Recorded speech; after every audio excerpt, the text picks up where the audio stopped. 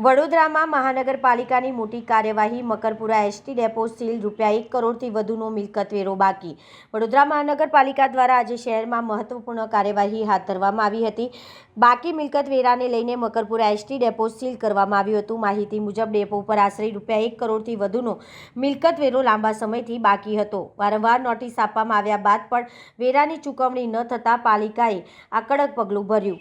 આ કામગીરી માટે પાલિકાના અધિકારીઓનો કાફલો સવારે ડેપો પરિસરમાં પહોંચ્યો હતો અને ડેપો પરિસરને સીલ કરવામાં આવ્યું હતું। પાલિકાની આ કાર્યવાહીથી ડેપો પર આવેલા મુસાફરોમાં થોડાક સમય માટે અફરાતફરીનું વાતાવરણ સર્જાયું હતું। મુસાફરોને પડતી હાલાકી ધ્યાનમાં રાખીને લગભગ 2 કલાક બાદ પૂછપરછ ઇન્ક્વાયરી ઓફિસને ખુલ્લી કરવામાં આવી હતી, જેથી મુસાફરોને જરૂરી માહિતી મળી રહે।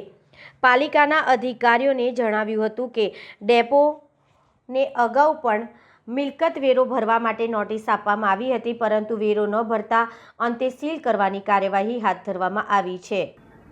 સવારે 7 વાગે અહીંયા કોર્પોરેશનવાળા આવ્યા હતા અને મને જાણ કરી કે ટેક્સ ભરેલ નથી, જેથી કરીને અમારે આખા ડેપોમાં સીલ મારવું પડશે, તો તમે ઓફિસ ખાલી કરી આપો। જેથી કરીને મેં ઓફિસ ખાલી કરી આપી અને 2 કલાક સુધી બહાર બેઠી હતી। ત્યાર પછી 10 કલાકે ફરીથી એ લોકો આવ્યા હતા અને મને ઓફિસ ઓપન કરી અને બેસવાની પરવાનગી આપેલ છે। 1 કરોડની આસપાસ બાકી છે। એ અંગેનો કાગળ બારે લગાવેલો જ છે।